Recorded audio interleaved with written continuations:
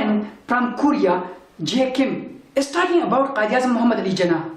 I just love him. Let's see what he is talking about Qaid Azam. But before we watch him, please subscribe my channel Laas Ekhlass. Thank you very much. Hello, JBs. Actually, I was preparing other contents, but I changed it suddenly. Maybe you know why. I posted how Korean guys think about India, Pakistan, and Bangladesh. But I made some mistakes in there, so I'll talk about it today. First, the searching of Bangladesh celebrities was not proper. I'm so sorry. Someone emailed me, so I could see many charming actresses and actors from Bangladesh. Beha Jabin, Pooja Cherry, Safa Kabar, Lafayette Lassit Mithila, Jaya Ahsan, Tanjin Tisha, and Siam Ahmed. They're really attractive and beautiful. Next time, I will make another interesting content about Bangladesh people, I promise. Second, the history about Bangladesh. As you told me, the language problem was definitely one of the main reasons of the Bangladesh Liberation War, but I didn't catch that, so I'm so sorry. Pakistan wanted Bangladeshis to speak Urdu, but Bangladeshis wanted to speak Bengali, so that made them angry. When Korea was a Japanese colony, we also couldn't speak Korean and we had to use Japanese. So I understand the anger of Bangladesh because the language is the spirit and soul of the nation, so I really understand about this. I'm sorry I couldn't catch this part. Third, it was the biggest mistake. I didn't tell about Muhammad Ali Jinnah, Quaid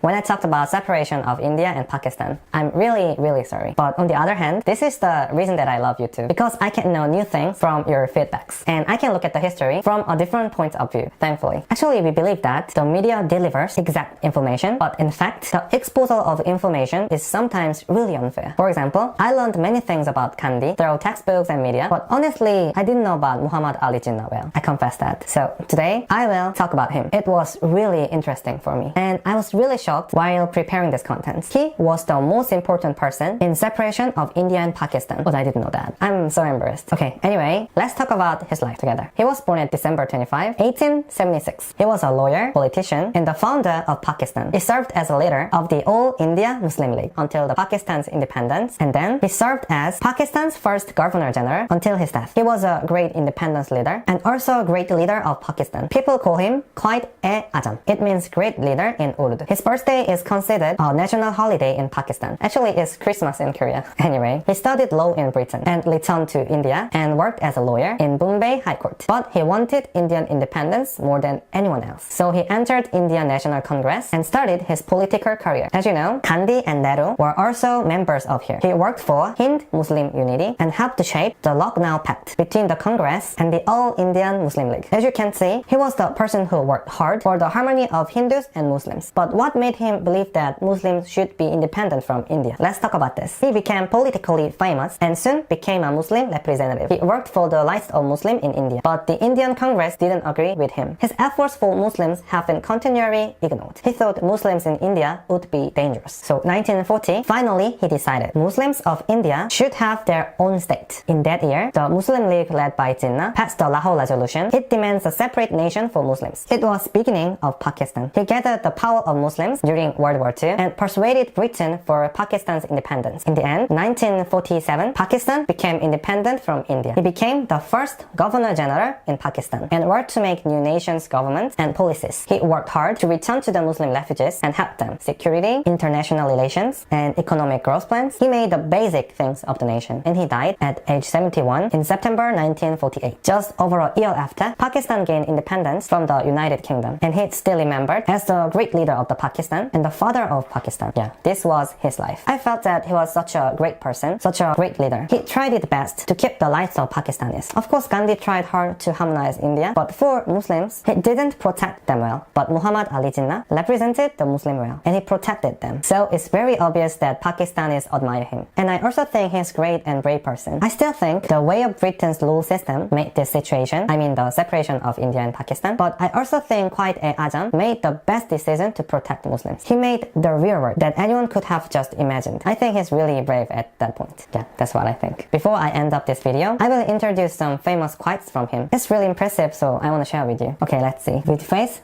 discipline, and selfless devotion to duty, there's nothing worthwhile that you cannot achieve. Expect the best, prepare for the worst. Think 100 times before you take a decision, but once that decision is taken, stand by it as one man. Failure is a word unknown to me.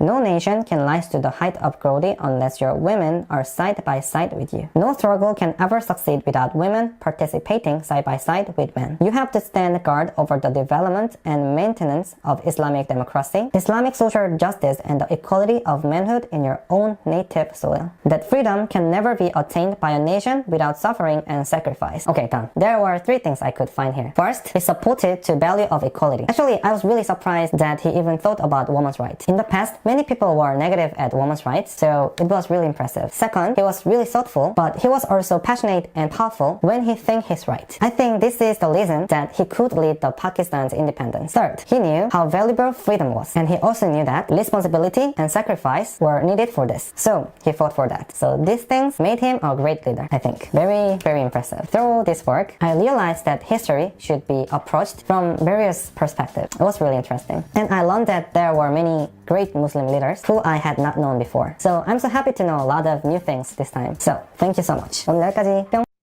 बराए मेहरबानी हमारा channel जरूर subscribe करें। शुक्रिया। बराए मेहरबानी हमारा channel जरूर सब्सक्राइब करें। शुक्रिया।